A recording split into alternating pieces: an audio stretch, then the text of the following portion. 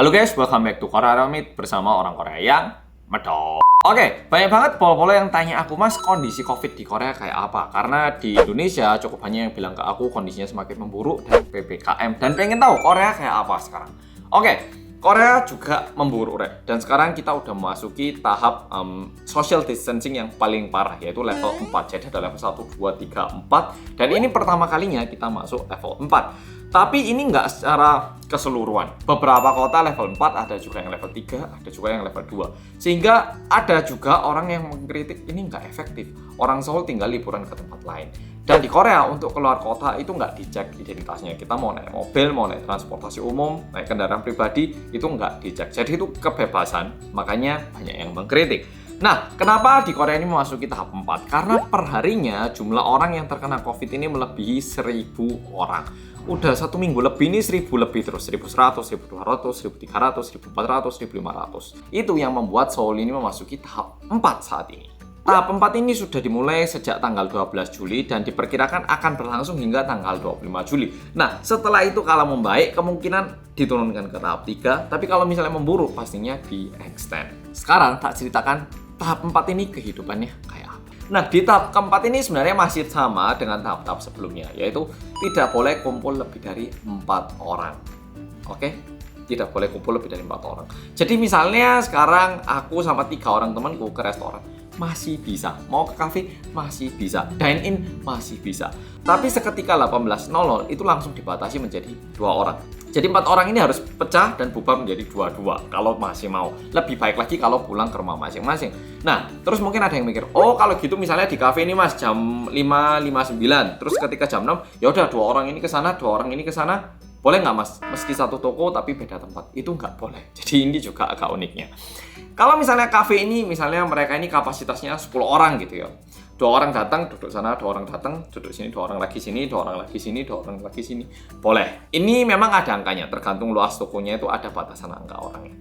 Kalau kayak gitu boleh. Cuman kalau misalnya ada 10 orang barengan datang, terus mereka bilang, oh kita bakal duduk terpisah 2-2-2. Itu nggak boleh.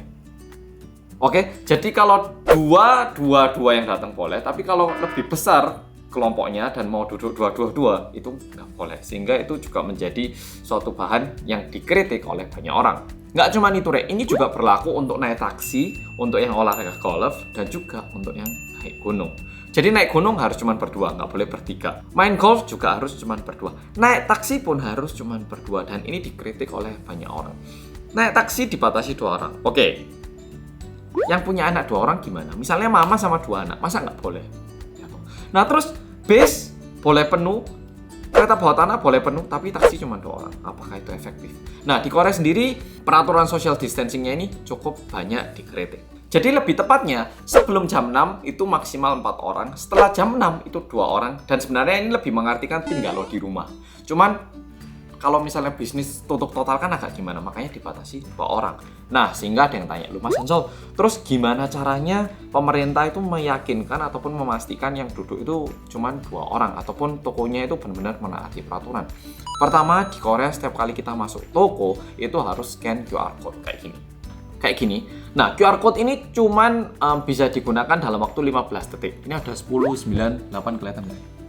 Nah, jadi ini misalnya tak screen capture, terus tak forward ke keluarga-keluargaku, terus keluargaku pakai ini, itu nggak bisa. Karena setelah 15 detik, ini udah kadaluarsa dan bakal QR code baru lagi. Sehingga, kalau misalnya kita mau masuk toko disuruh QR code tapi nggak punya QR code, itu nggak boleh masuk. Ya memang bisa sih, kita juga nuliskan nama dari daerah mana gitu. Cuman disuruh nulis gitu. Dan juga orang yang menyaksikan itu kita bisa saling melapor. Jadi tentunya yang punya restoran untuk menjaga tempat usahanya, mereka itu berusaha untuk menaati peraturan yang sudah berlaku. Ini juga berlaku di rumah. Maksimal cuma boleh 2 orang. Loh, lah Mas, yang keluarga 5 orang gimana? Oke, jadi yang memang 5 orang satu keluarga tinggal di satu rumah itu nggak apa-apa. Tapi misalnya satu keluarga 5 orang, anaknya ini udah nikah, udah keluar gitu ya. Jadi ini 4 orang, yang ini 2 orang. Nah ini main ataupun pergi ke keluarganya sendiri kan jadi 6, itu nggak boleh. Oke, itu nggak boleh. Meskipun itu anak kandung, anak keluarga langsung, itu tetap nggak boleh kumpul di atas jam 6. Jadi udah jam 6 kumpul lo di rumah masing-masing, ikuti peraturan yang sudah ada kayak gitu. Sedangkan pesan antar dan lain-lain semua masih bisa. Sekarang coba kita bahas bagaimana peraturan-peraturan di tempat lain.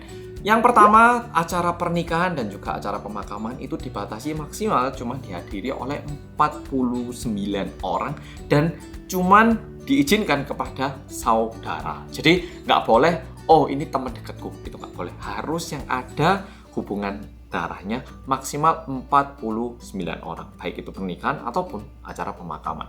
Gym di Korea masih buka, Mas Ansol? Iya, masih buka. Kemarin aku habis gym.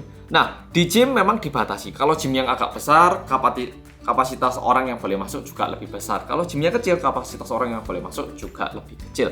Cuman ada peraturan yang unik. Pertama, pengguna treadmill dilarang jalan ataupun lari lebih cepat daripada 6 km per jam. Yang kedua, dilarang memainkan musik yang lebih cepat daripada 120 BPM ataupun beat per menit. Jadi yang lagu deng deng tak deng deng tak nggak boleh. Yang deng deng deng deng deng deng. Jadi kayak Dynamite, BTS Dynamite itu boleh, tapi Gangnam Style nggak boleh, kayak gitu. Nah, ini peraturan yang juga cukup dikritik oleh banyak orang.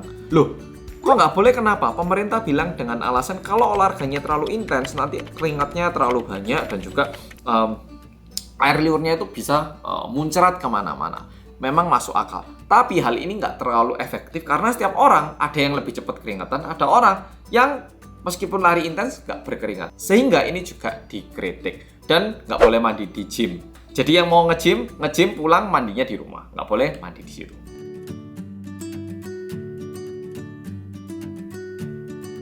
Tapi anehnya kolam renang itu masih buka hingga jam 10.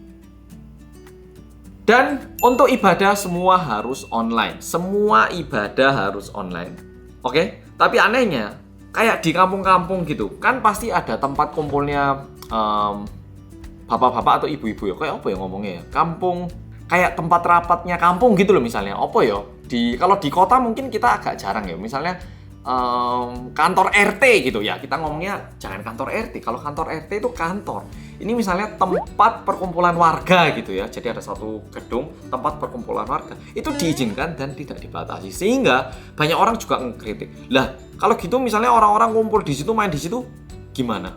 Dan ini juga menjadi bahan kritikan warga Korea Selatan. Nah, seperti yang udah tak sampaikan di awal video, kita kan bisa keluar kota. Bagaimana untuk tempat penginapan? Di tempat ini penginapan juga masih bisa. Mereka juga diizinkan untuk bisnis, tapi kapasitas maksimal adalah 2/3. Jadi kalau misalnya ada hotel yang kamarnya 60, maksimal yang boleh digunakan cuma 40. Jadi aktivitas sebenarnya bisanya bisa, asal gerak berdua aja.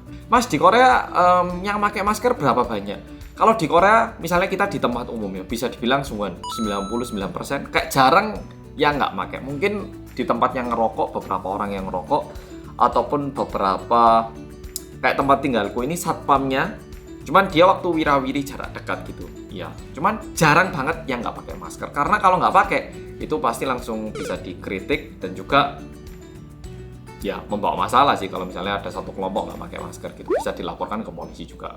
Nah, sekarang lanjut ke masalah vaksin. Mas, di Korea vaksinnya kayak gimana? Jujur kayaknya vaksin itu lebih cepat Indonesia.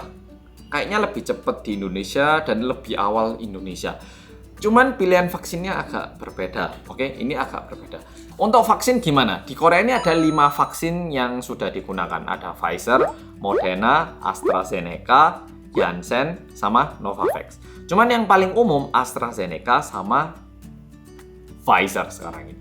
Memang yang lain ada, cuman yang lebih banyak sekarang itu Pfizer sama AstraZeneca. Sekarang apakah aku udah divaksin? Banyak banget yang tanya. Di Korea itu vaksinnya jujur agak pelan.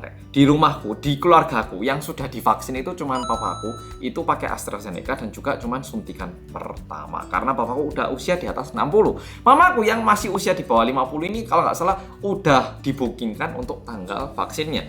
Sedangkan kayak aku di bawah usia 30 masih nggak tahu kapan bisa vaksin. Kalau kayak aku ini cuma bisa berharap ngeliat HP. Jadi kadang itu di KakaoTalk ataupun Naver, yaitu kayak Google sama WhatsApp-nya Korea, bakal dapat notifikasi kalau misalnya ada vaksin sisa.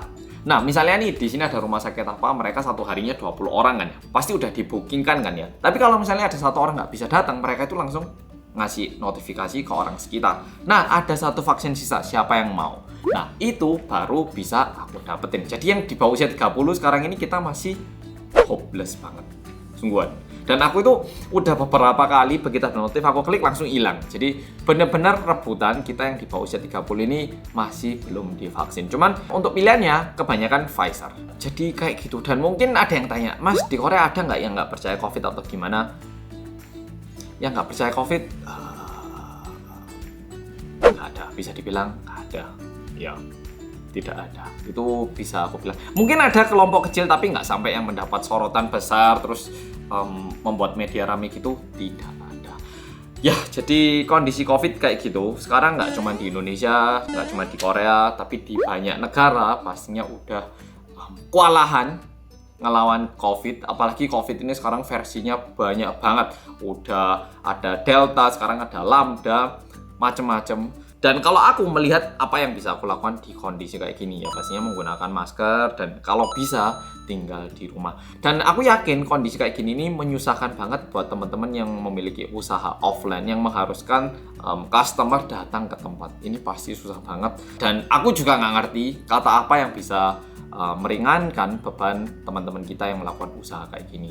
Cuman yang bisa aku lakukan saat ini adalah sebisa mungkin menaati peraturan biar secepat mungkin COVID ini bisa berlalu dan kembali lagi ke kehidupan normal yang dulu kita hidupi ya 2 tahun lalu. Ini COVID udah 1,5 tahun baru kita. Ada satu hal yang kelewatan, yaitu kalau di Korea, baik itu kayak YouTube ataupun media ataupun TV, itu masih boleh kumpul lebih dari 4 orang karena ini dipandang sebagai pekerjaan. Ya kayak YouTuber ataupun orang-orang yang kerjanya di TV harus melanjutkan hidup ya. Jadi kalau dipandang kayak gitu, bisa kumpul lebih dari 4 orang. Makanya di Korea kayak variety show, drama itu masih bisa lanjut rekaman. Tapi karena COVID-nya naik, tentu orang-orangnya sedikit berhati-hati. Jadi kalau sebisa mungkin jumlah staffnya dikurangi ataupun tidak makan di tempat kayak gitu itu. Dan tentunya semua toko untuk dine-in itu ditutup jam 10 malam. Setelah itu delivery bisa, tapi tidak boleh makan di tempat ataupun dine-in. Oke, pol-polo, makasih sudah nonton video kali ini dan sampai jumpa di video berikutnya. Bye-bye.